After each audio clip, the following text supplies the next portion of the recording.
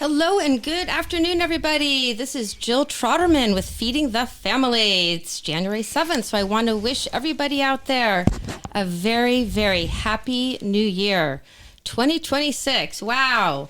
It already seems like it's going fast.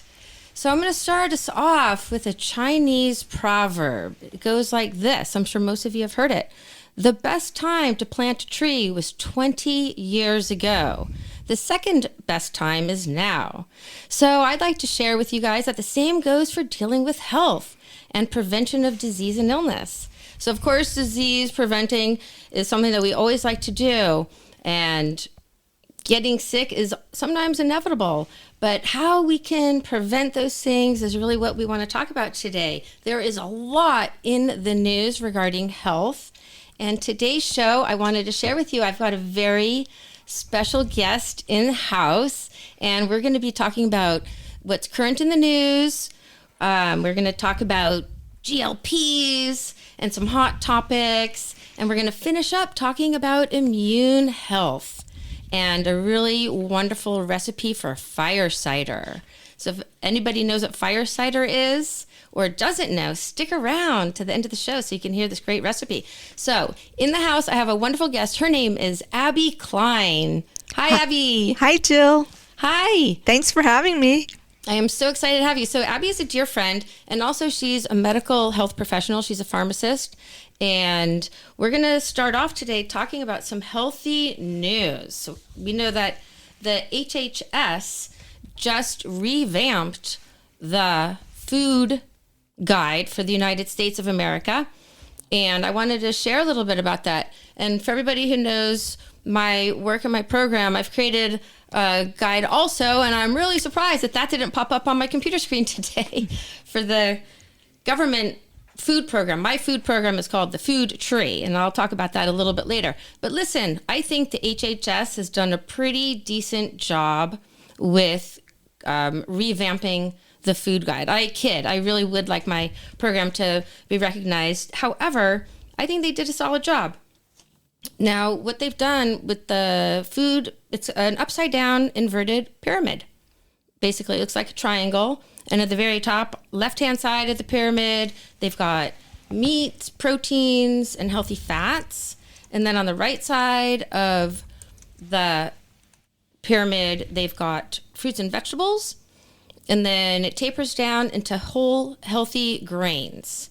So I don't know if people remember what the pyramid looked like in the past, but they had a lot of sweets at the top and a lot of grains at the bottom. So they've basically inverted it. And I took a look. I went through it, kind of precursory. Didn't do a full deep dive into it. But some of the things are, and Abby, I want to hear what you have to say on some of these changes. I don't know if you remember, the last thing they had was called the food plate. It was pretty vague, I would say. So some of the stark differences is that they're really prioritizing proteins. The last dietary guidelines sort of demonized proteins, and they're really pushing carbohydrates. Now, I just want to preface all of this stuff by saying that all of the macronutrients are equally important. I think we get ourselves into a lot of trouble when we prioritize, let's say, even proteins over carbohydrates versus fats, because they are all essential for a healthy diet.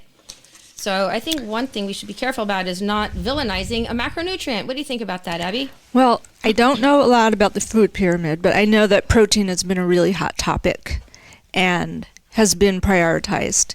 I don't know if it's a fad. I know that people believe we need it to build our muscle and to keep our blood sugar regulated.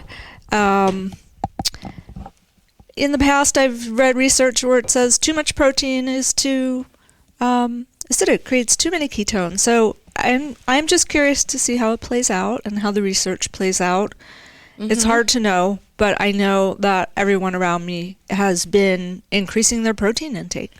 Indeed. It's so much a hot fad. I would even call it a fad. I'm just going to say that is they're putting it in like bread. I mean, extra added. So on a lot of packaged foods, you will notice added proteins. Well, and it's hard. You're a vegetarian. I'm mostly vegetarian. Mm-hmm. And that's a lot of protein for a vegetarian. So I wonder about that too. I mean, my doctor told me and other people that you should eat the equivalent grams of your body weight in pounds. So I weigh around 140 pounds. That's 140 grams of protein a day. That's a lot of protein. I think that sounds like twice as much, honestly. Yeah. I recommend around 70, 80 grams. Really, I recommend servings. So I recommend 5 servings of proteins. There are calculations. I don't have any listed on my book, but the USDA has, I think it's 0.8 grams per pound. So that's still a lot of protein. It is. It's more than I get, I have to be honest. Yeah, and getting enough protein is a valid thing. Unless I'm going to have a steak for breakfast. I know. I don't know how I'm going to get that much protein. I know, right? So definitely we want to make sure that we have adequate amounts of protein because it does increase. It's good for our hormones, good for immune building, but too much can cause acidosis. And it can strain the liver and the kidneys. Yeah. Right? I agree.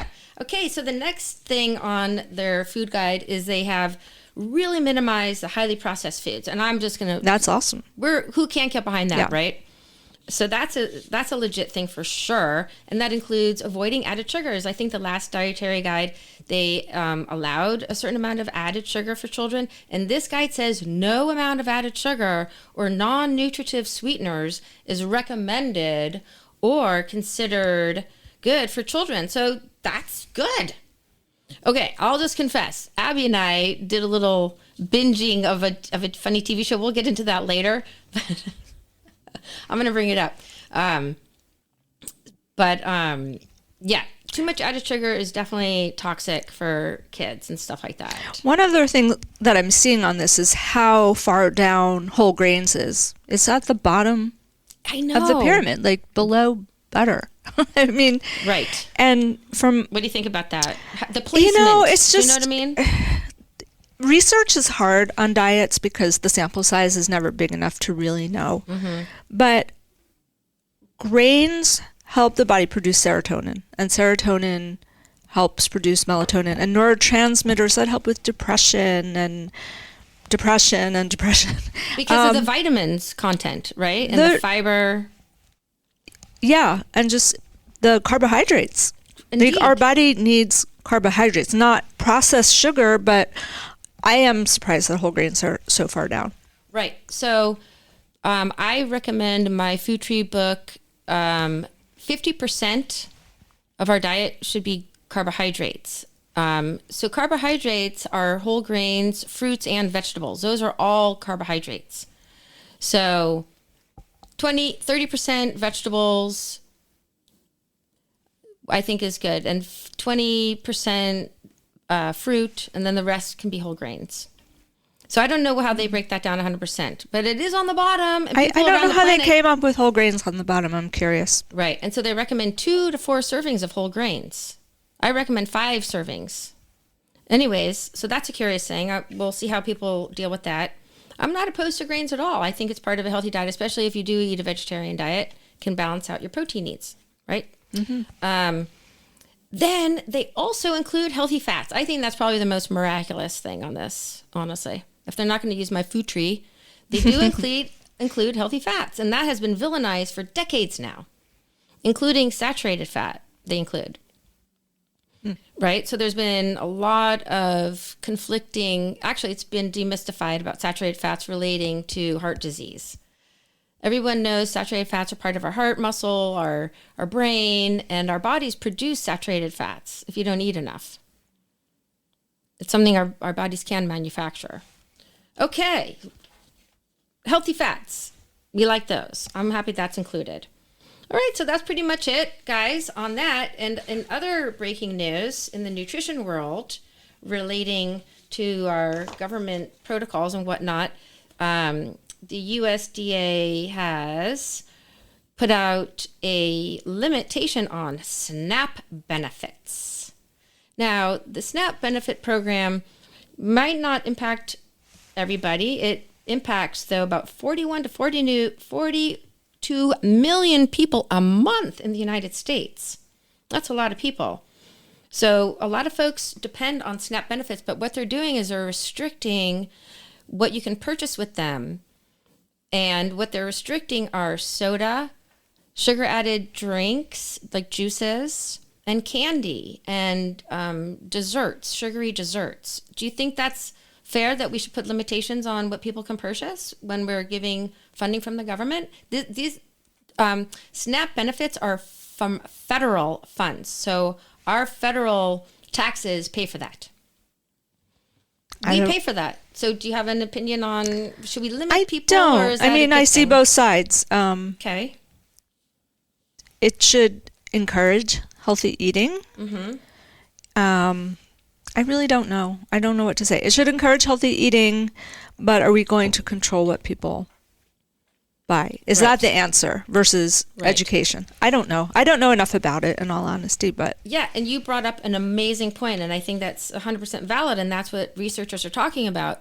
Like, yeah, of course we can limit what people can purchase. They can buy it on their own. If they want to buy a soda, they can use their own pocket money. It's not like you were banned on these drinks. Like, you can still get cigarettes, you can get alcohol, but it's just how the federal money is being dispensed. So I'm actually behind that. I think that's fair. I don't feel great about people buying soda. It's a non-nutritive product. We want people to have healthy food, but definitely education is really key for changing people's behaviors, right? I think that's good. So anyways, the states that are involved in the SNAP benefit waiver program there's 18 states involved. So not quite half of our country. Arkansas, Colorado, Florida, Hawaii, Idaho.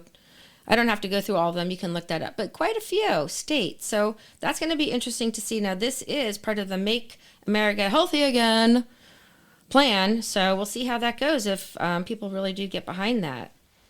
And then another interesting thing in news, more related to actually California. California has put a historic ban on ultra-processed foods. There's a report in the EU policies from October. So basically, Governor Newsom of California has signed the Real Food Healthy Kids Act into law, setting a major precedent in public health policy aimed at protecting the nutritional well-being of over 1 billion school meals served annually. Did you know the school system is like the biggest quote-unquote restaurant in the country? Not surprised. Yeah, so that's a huge thing that we're eliminating ultra-processed foods in California. But some of the critics of the MAHA people would say that the MAHA hasn't really gotten clear what UPFs are. It's a big category.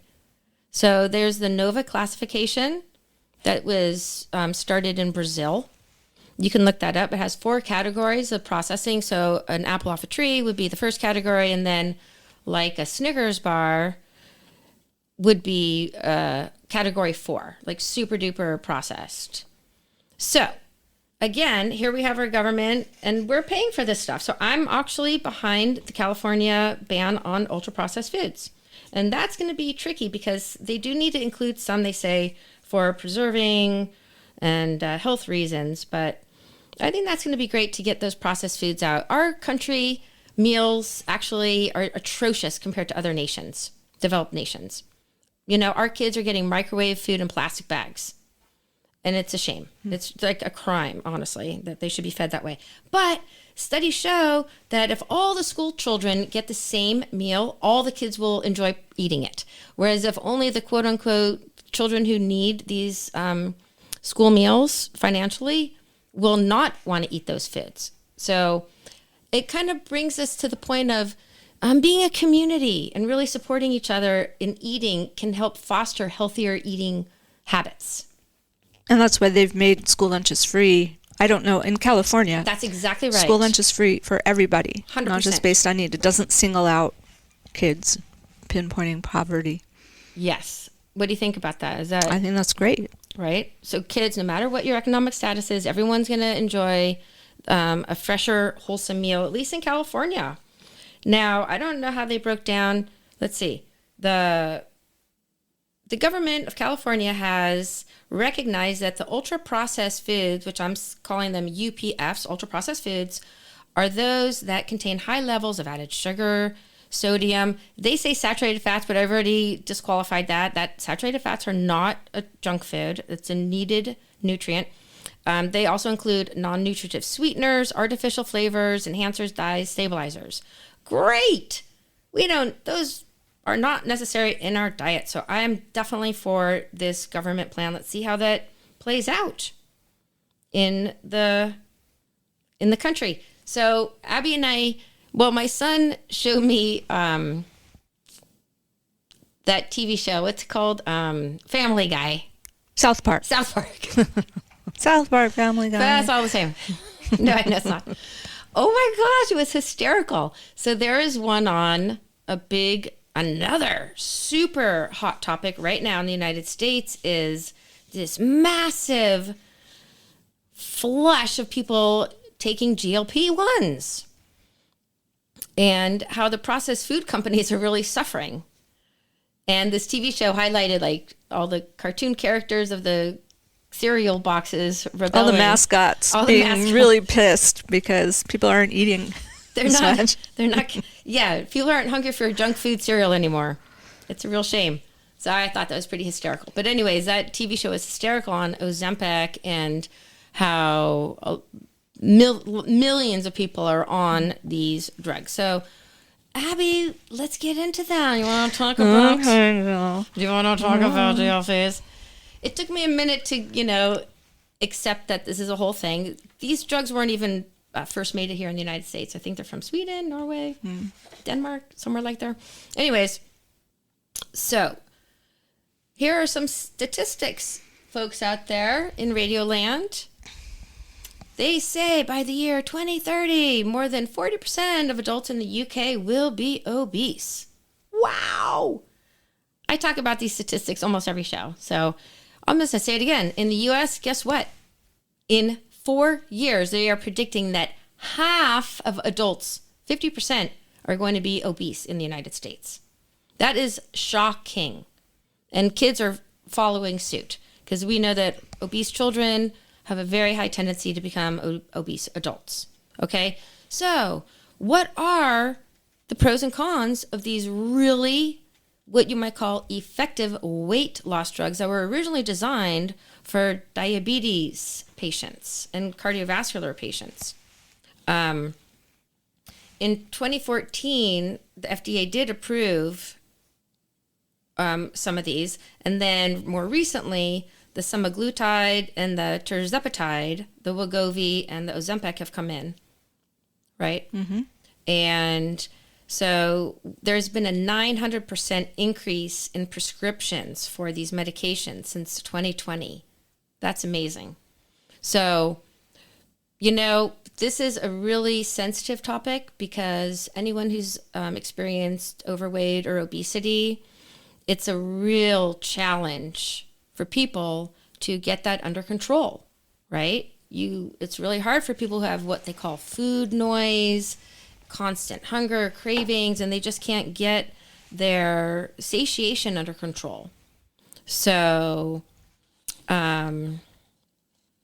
basically, these are glucagon-like peptide. These are protein molecules that mimic the action of a natural GLP-1. So we all have these GLP-1s that are released after eating, and they really only last for minutes. But these drugs stimulate it so it lasts for a week, right? So basically what's happening is it reduces stomach emptying. One of the mechanisms. Mechanisms is that. So the drugs last for days, and they're hundreds and thousands of times higher and more potent than what our body naturally produces. So I'm just sharing with you, what's going on. Abby can speak more on the... Well, Jill and I were talking about this last night, and much to her surprise, she learned that I'm on a GLP-1. Right. So we were playing devil's advocate to each other, just talking about the pros and cons of being on them. I am not diabetic, and I was not morbidly obese. I started at around 150 pounds. It's hard because it's out there and it's in your face all the time.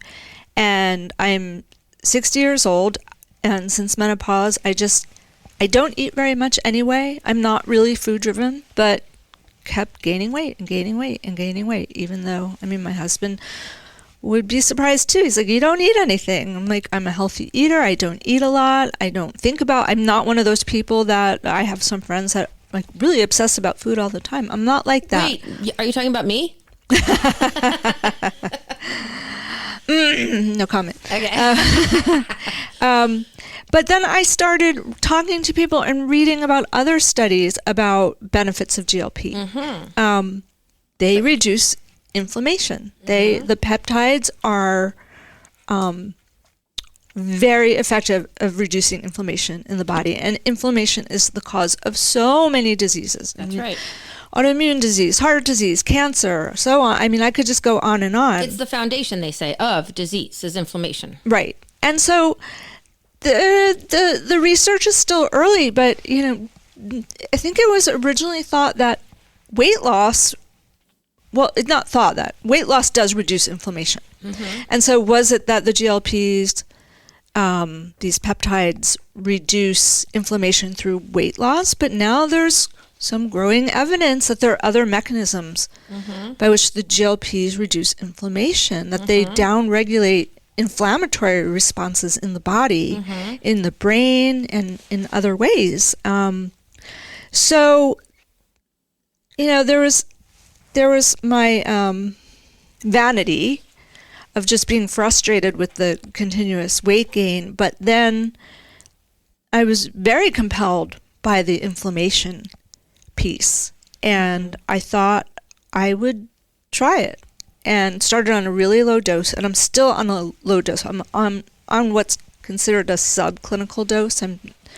But would that also be considered like microdosing? Because I've been hearing that's what the microdosing is. It's not really a microdose, but say like the lowest clinical dose of Wegovy, say, is 5 milligrams, and most people go up to like 10 and 15 milligrams, and so the microdose you might be at 2.5 milligrams. And when you're on these, are they titrating up as you're on these medications? Yeah, so you start low because there are side effects. Right, and I'm not advocating anyone. We're having a lot, No, we're just talking about my experience. We're not saying you should or you shouldn't. Right. I mean, there are downsides to it too. We're exploring. But yeah, so I started low. I did have side effects in the beginning. I had nausea, fatigue. It's been about 2 months, and I'm still on a pretty low dose. I'm on like 3.5 milligrams. The nausea's gone away. I feel overall really well, like energetic. I've lost 8 pounds. But the big thing is, one thing that happened with menopause is I started getting ocular migraines. I never had them before menopause, and I get them regularly. I was with Jill one day when I was hit by them, and she saw how it knocked me off my feet. And so I wanted to see if the GLPs might help with the inflammation that's going on with my body with menopause, with aging. And it's been dramatic, the effect on the ocular migraines. I have had one in the last 2 months, and I was getting multiple a week. It's really very motivating to stay on them, I have to say. It wasn't even for me so much about weight loss, although, like I said, from a vanity point of view, I'll take it. I have lost almost 10 pounds, and another 5 would be nice, but I'll stay on it because to me it's compelling. I like that you shared the positives, and I just want to throw a few more out there. Studies do show that they have been associated with a reduced risk of substance abuse, psychotic disorders, seizures, neurocognitive disorders like Alzheimer's and dementia. So I guess that would be inflammatory stuff, coagulation disorders, cardiometabolic disorders, infectious illnesses. So clearly there's some real benefits to these drugs, right? But they are very powerful because they do last in your system for a full week, right? And though rare, can be very serious side effects. Right. They are rare, but they're serious. And they do, because it's in the media, okay? I'm not a gossip channel here, but some people maybe abuse them. They misuse them, you could say, because it's very compelling. Maybe not for for your case, it's great, right? That it helped with your other conditions and not for weight loss necessarily. That was like I know, but I love that I'm losing weight. I have to admit it. I do. I can totally appreciate that. And you look great and fantastic and you look healthy and thriving. But let's just say straight up that some people don't look well. And they are those folks that we love that have the concave face and they look kind of gone. You see some celebrities where it looks scary. Right. So that does look scary. So again, we always want to overdo things here, I think. It's like we take a good thing and we overdo it. The whole no such thing as too thin. But there is, like, even like, let's say celebrity Sharon Osbourne. She actually was freaking out. She dropped under 100 pounds. And she had and Kelly, her daughter, too, was emaciated. And the mom couldn't gain weight. So, of course, we don't want to take to those situations, especially with teens. And guess what? This freaks me out. They are approving it. It was approved already for children of 12 and up, and then they're approving it now for 6 and up. And I have a lot of opinion on that. I just don't think that's healthy. Unless you have a grossly morbid obese child who's having heart attacks or severe other comorbidities. But I really believe in the education process. Yeah. But yes, I think the education process for a family the children and the family, for the most part, and I think there are kids who have the same issue as obese adults where I don't know there's probably a medical term for it, but being so food driven where the food noise, where that's what they're always thinking of food. I mean, I have a friend because they're getting that constant craving. Been obese her whole life, and she was talking to me about anywhere she went, any house she went to, she was always thinking about what they were going to serve for the snack. The food was always utmost on her mind, and I have a niece who, I've seen her since she was a toddler, like just always wanting to eat and eat and eat and eat, and she just thought about, I saw it, and it was painful to see that she thought about food all the time. It was there. Yeah. We might call that an addiction. Do you know what I'm saying? If you're chronically thinking about something, it's hard to manage. But it's not an addiction like alcohol or drugs where you can go cold turkey. You have to eat food. 100%. Right? So I think this is a really fascinating conversation. I wanted to share a few more things on the negatives, just to put that out there. I was referring to an article, and it was sharing that the GLP, 50% of users do complain, like you mentioned, of nausea, vomiting, diarrhea, bloating, and acid reflux, because that food is just sitting there in the stomach, so it's going to regurgitate. And then the people go on PPIs, the protein pump inhibitors, to suppress the hydrochloric acid, which we all know is vitally important for digestion. So to me, that's a concern, especially, again, for the youth. And then another growing body of research is suggesting that the GLP use can be related to an increased risk of gastrointestinal disorders, right? Like GERD, which I just mentioned, the gastroesophageal reflux disease, gastritis, stomach inflammation, and gastroparesis, which is the dysfunction of the stomach muscles that slows the gastric emptying. And then non-infectious gastroenteritis, because that food is just sitting there. So I think that kind of disturbs me.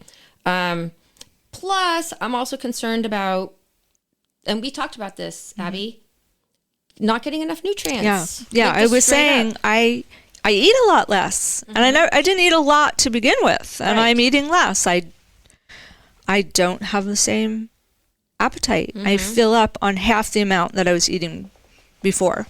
Right. And I worry about getting enough nutrients. And I'm eating less. I know I'm not getting the same nutrients. And so now that I've been on it for 2 months and I can come up for air and reevaluate, I definitely want to stay on it for now. Like I said, I love being headache free. I love having more energy. I love being my clothes fitting better. But I need to, where before it was willpower to eat less food to keep my weight down. Now it's willpower to balance my food better. It's taking it. I need to put more effort and energy into my meals. Right. And making sure I'm eating more vegetables and more, I don't know, everything, like protein, carbs, fat. Essential fatty acids, your omega-3s like walnuts. Yeah, it's a lot of effort. Right. Yeah, because I'm wondering if you're not hungry, then you have to eat. If you're not hungry, you might feel ooky. Yeah, right? Yeah, because legit, like if you want to lose weight, you have to feel hungry. Because you have to reduce your calories.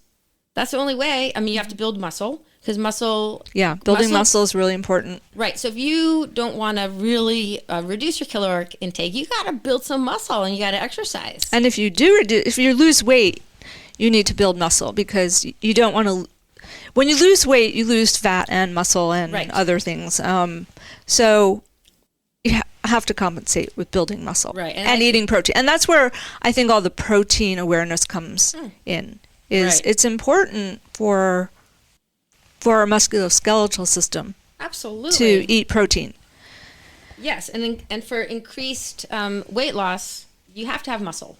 I think that's one of the most important things. Right. And it doesn't matter whether you're losing weight on Ozempic, Wegovy, GLP-1, or if you're losing weight by dieting, or if you're losing weight from a gastric sleeve, you're going to lose muscle as well as with your fat. Right. So it's just a matter of reducing.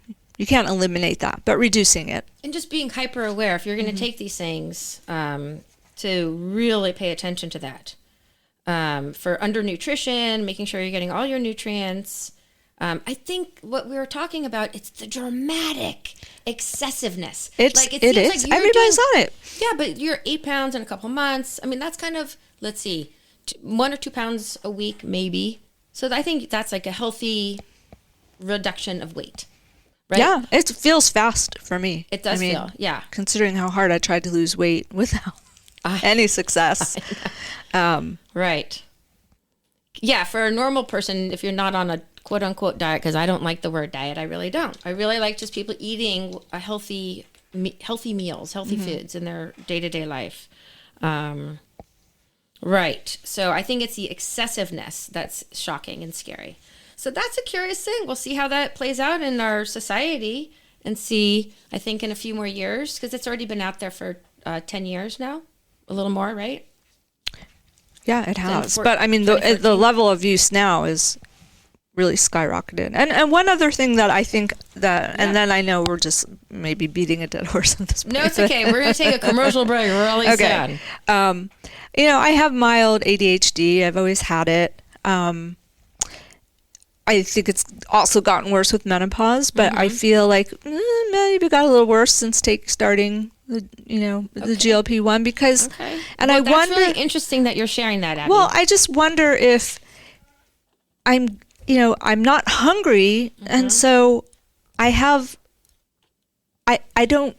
My theory is that my blood sugar is low, and I don't realize it because when your blood sugar is low, your concentration goes down. Right. And so, again, I need to eat more small meals throughout the day. I need to make sure I get nutrition. I need to make sure that my blood sugar stays steady. I don't know what it's doing. I mean, I know it's going to lower your blood sugar, but not eating goes into hypoglycemia. And that's dangerous. You don't want to have that. That's when you get that. Yeah, that's... So that's what I'm saying. Now that I'm coming up for air a little, I really need to start paying attention to these things because I want to stay healthy. I mean, my motivation for being on it is to stay healthy. So I don't want it to backfire. Fair enough. Yeah. And then I'm sure everybody needs to have an exit strategy because these things do kind of plateau and people will just kind of do their maintenance thing. So, all right. Well, that's interesting. Thank you for sharing your personal story. I appreciate that. You're welcome. I'm not on it, and I did lose a couple lbs, just the regular way of being hungry. Okay. Before we take a break, I wanted to introduce a new segment on my show. And again, let me introduce myself again, Jill Troderman, and I'm here with Abby Klein from Oakland, California, sharing being a co-host with me today. I'm very grateful to have you. So let's have some fun with some food trivia.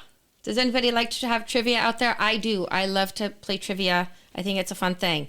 So I'm going to ask Abby. Oh, God.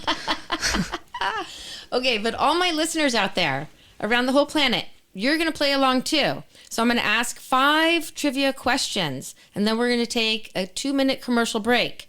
So answer your questions. Don't cheat. Don't look online. They're not too complicated.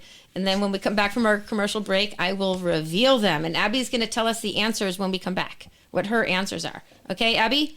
So the first trivia question is, how many sides does a banana have? And I'm talking the peel, not the banana inside. Okay? How many sides does a banana have? Okay? I'm sure every single person out there has had a banana, and you've peeled one. You've held it in your hand. Okay? So think about that, folks. How many sides does a banana have? Okay, question number 2. What organ in the human body uses 40% of the blood's oxygen? What organ in the human body uses 40% of the blood's oxygen? Okay, so think carefully. All right, the third question is, many years ago, this has been used for thousands of years in ancient Ayurvedic medicine. So that's India, medicine from India, and in Chinese medicine for those suffering from arthritis. And I'll give you a hint. It's coming from the animal kingdom. Okay? So what has been used in ancient Chinese and Ayurvedic medicine for thousands of years for those suffering from arthritis? It offers relief. Okay? That's question number 3. Question number 4. What 2 fruits combined made a hybrid called the pluot? How many out there have had a pluot? I think I've maybe had one pluot. I've had a pluot. I mean, it's okay. It's good. It's good. All right, guys. So think carefully. What 2 fruit trees makes up a pluot? It's a hybrid. And our final question of the day in trivia segment on feeding the family. We've got one of the biggest, yummiest fruits out there that everybody just adores. It's a high-fat food. And it goes by the uncommon name of the alligator pear. It's very common. In fact, Abby, you looked at them in my house today. I'm giving you a... Okay, that's a big hint. I know. I gave it away. Oh, my gosh. Okay. All right, you guys. So those are the 5 trivia questions. And everybody hold on tight. I'm going to play a couple commercials, and we will be right back. Okay, everybody, we are back with Feeding the Family. I'm your host, Jill Troderman, with my dear friend and medical expert, Abby Klein. So we're excited that she's here from Oakland, California. All right, now I've challenged everybody with some very hard questions. Maybe it's going to be the hardest thing you do today. So, question number 1.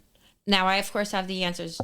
Are you going to feel on the spot if I ask you the questions? Give it a go. Okay. Trivia's not my strong suit, but I'll try. Okay, and I have my phone here, so if any friends or family members want to join in, please go ahead and text the answers. Someday I'll figure out how to accept live calls. That's my next challenge on this fun radio show. Okay, New Year's resolution. Yeah, my New Year's resolution, which I did want to talk about resolutions at the end of the show. Okay, we only have 20 more minutes, so I got to talk fast. Banana! What's your guess? I never thought about a banana having sides, but now it makes sense. So I'm between 5 and 6. I'm gonna go with 5. Dun dun dun! You got it. Ah! Ding ding ding! All right, Abby's got 1 point so far. 1 point. Okay, and for the audience, I want to make this a game where somebody would win a prize. Like, you would win a prize, and the listeners would win a prize if they get the answers right. Okay. The second one, what organ in the human body uses 40% of the blood's oxygen? I'm stumped, but I'm going to guess, but the brain? Yes! Ding, oh ding, my ding. God! I need a bell. Ding, ding, ding, ding, ding. All right, she's got 2 out of 5. The third question, relief from arthritis. Yeah, this one, because when you said animal, because I thought, okay, maybe willow bark, because it has salicylic acid or aspirin in it. But you said the animal kingdom. I did. I have no idea. I know, this is kind of trippy. Cobra venom. Cobra venom? Really? Yeah. Don't you see that at the local grocery store? No? It's going to be the next injection. I know. People Forgot can about GLP-1. Give me some cobra venom. Cobra venom, I know. But then there's going to be a shortage on cobras. Okay, so that's a trippy thing. And I wonder how they figured that one out. Yeah. I guess somebody got bit by a cobra. Yeah. And they're like, whoa, my inflammation's gone. Okay, don't try that at home.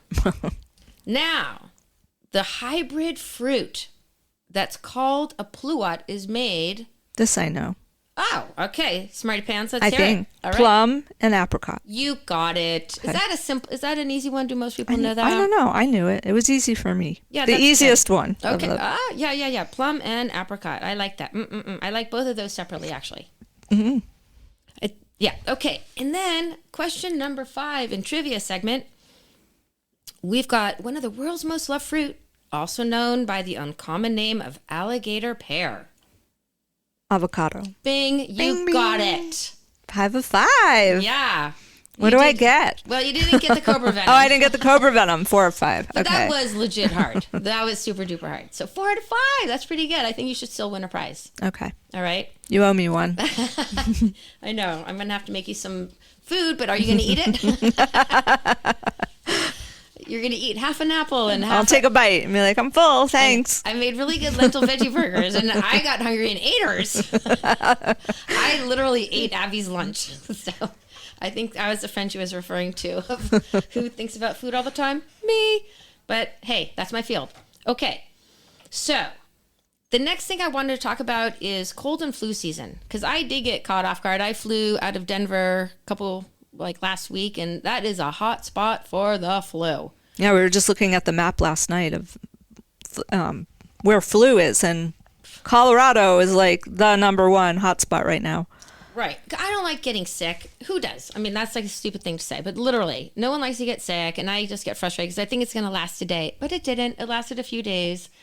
And so I prefaced this whole show about when is the best time to plant a tree 20 years ago, when's the next best time? Today. Right? So I always encourage people to have their pantry stocked in case the worst happens, like you get sick, right? So, so definitely prevention, obviously, is super important for not getting sick, right? So number 1, I don't know, cold and flu season happens during the Christmas holiday time when we're full on binging sugar. And sugar is the number 1 suppressor of the immune system because it competes with vitamin C. Vitamin C is definitely one of the number 1 immune boosters, right? So prevention, reduce sugar intake, definitely during the winter season, so you can keep your immune system healthy and then build up with some vitamin C. Do you have any favorite things that you like to do for prevention, Abby, for preventing colds and sicknesses? Any like family remedies or things that... Zinc. Yeah. There are a lot of clinical trials on zinc, probably more than on other. I mean, vitamin C, yeah. And zinc. I mean, 100%. I'm not saying it's not good. Yeah, it's great, but there's just a lot of clinical evidence about zinc. Yes. When I got sick, that's what I took.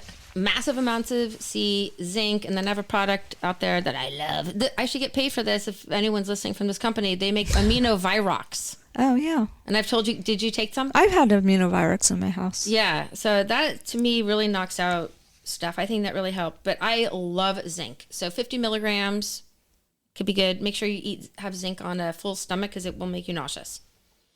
For sure. So some other wonderful preventative herbs I like to have in the house would be astragalus. It's Chinese medicine. It's an adaptogen. It's a root. It tastes okay. Some of these are a little bitter. And astragalus, it improves and boosts the immune system. So that's a really great thing to have on hand. Also, another one is Siberian ginseng, also known as Eleutherococcus. I like to have that. That's also an adaptogenic herb. Those are probably 2 random ones that maybe a lot of people haven't heard of. Some ones that you for sure have heard of are licorice. Who knew licorice is an antiviral? Good to know. Right? And so when we get sick, also we get sick because we're stressed, right? So I was traveling wintertime, stress, probably maybe had some, no, we didn't have that much sugar when I was traveling with Max, but anywho, so licorice is a wonderful, wonderful, I love to have licorice tea. And we're talking about the root, people, not the candy. Okay? So don't be going out getting some black licorice and thinking that's going to be an antiviral. Licorice root. It's delicious. And then another one, I had a guest on a while back on talking about mushrooms, medicinal mushrooms. Reishi. The reishi mushroom is also an adaptogenic herb, mushroom. So that's really good for stress because, stress and sugar. So those are 5 adaptogenic herbs that are really good to help keep our immune systems robust during the winter time. Okay? And when you get that first sense that you're going to get sick, that feeling when you have something scratching in your nose or in your throat, and you're like, no, it can't be. I'm not going to get sick. And you blow it off, and then you wake up with a full-blown sore throat. Well, definitely those are the times when you want to load up, right? So some other things I've talked about before are elderberries are so fabulous. That's a really wonderful one. Sambuca is terrific. And, of course, eating a healthy, fresh diet and eating your root vegetables and leafy greens and all your essential fatty acids. So those are some basic things. So hopefully everybody stays healthy out there. And I brought along, I like to share recipes on things that you can do. I shared an elderberry recipe on one of the podcasts. So if you missed that one, please go and check that out. And also everybody, what's really fabulous as I grow this channel and my show, and helping me support my business and my counseling and my teaching that I do, is to like and subscribe. So after we go live, I post all my podcasts onto podcast streaming services. So please like one of those, because then you can get podcasts all the time. And stay in touch with me. And of course, I'm always interested on topics that you want to hear about. And please do recommend guests. Recommend yourself if you think you would be a good fit. I'd love to talk to you. And also, I just want to say thank you. Thank you very much to all my listeners and people who have participated. This has been really fun, and thanks for listening. That's it? No, we have 10 more minutes. Okay. That was just me in the middle, just giving a little shout out. Got it. Just like and subscribe. Okay. The YouTubers, that's what they say. Okay. And I'm just going to... I'm a newbie, so... I feel like that too. But that was good. Thanks. Okay, that's totally hysterical. But seriously, growing my YouTube channel is fun. We're not video recording this. This is an audio, but it will be posted on YouTube. Okay, because I like YouTube. I think that's kind of a fun social media thing. Abby, do you know this thing called cider? I do. I have made it. Okay. It tastes disgusting. But one time I felt like it did kind of knock the cold right out. Right? Okay, so there's a lot of variations on cider. I think somebody wanted to actually get rights to this name. I remember that. Yeah. It was a big It's such an ancient recipe. Yeah. You can't hoard it. So all the herbalists out there wanted to share this recipe. So I'm going to give credit to Mountain Rose Herbs for this wonderful recipe. Now, Abby, as we go through it, let's think about how wonderful all of these ingredients are, okay? Chime in with me which ones that you like the best. So this recipe calls for a half a cup of fresh grated ginger root. Right? Ginger, that's really great for getting rid of nasal congestion. It's an anti-inflammatory. It's good for respiratory stuff, right? Grated ginger, definitely blow some stuff out of there. But I have to agree, I made this recipe too, and fire. It is fire. They call it fire cider for a reason. You probably need a chaser of something, but not chocolate. So, okay. So keep it legit, people out there. We want to keep it healthy right now if you're sick. Okay. So we got half a cup of fresh grated ginger, half a cup of fresh grated horseradish root. Okay, so that's the kicker one, I think. That's the one that tastes like super bitter and really intense. So if you have any new friends, boyfriends, girlfriends, don't try this recipe on them because they might, right? Because it's a strong recipe. Okay. Then we have 1 medium onion chopped. Onions are great for liver detoxification. That has quercetin. It's great. Love onion. Try to have an onion a day. The next ingredient I also like to have every single day, not in this amount, 10 cloves of garlic chopped and crushed. And by the way, chop all this stuff. You're going to add it to a big jar. This is going to be, you don't cook this. Okay. Then we've got 2 jalapeno peppers chopped or chili flakes. And then we have 1 lemon juice and the zest. You can also do orange peel. I think lemon's good. Maybe orange has more sugar in it. Maybe it'll sweeten it up a little bit, right? And then we've got 1 tablespoon of turmeric powder or turmeric root. So the vital component in that is curcumin. And, you know, I want to throw a little black pepper in here too because turmeric. Because while you're torturing yourself, why not? Just throw some more spice in there because it's just going to get even spicier. Then we have a 1/4 teaspoon of cayenne pepper. So we've got some serious chili going on. And then the final kicker is apple cider vinegar. I don't have the amount of that, so I'm going to guess like a 1/2 cup or a cup of apple cider vinegar, and then honey, local raw honey. Honey is a fabulous antiviral, antibacterial, antimicrobial. You don't want to heat that ever. So add that at the end to your tea. And then, you know, using honey in this. Are you sure it's only 1/2 cup of vinegar? I thought you'd throw everything into the vinegar. Well, I don't have the amount of vinegar on my recipe. So I said a cup, but I'm thinking you want to cover all of these You want to vegetables. cover it all. Right. Yeah. So put this in a giant mason jar, maybe a quart or a 1/2 liter. Yeah, the big ones. The big one.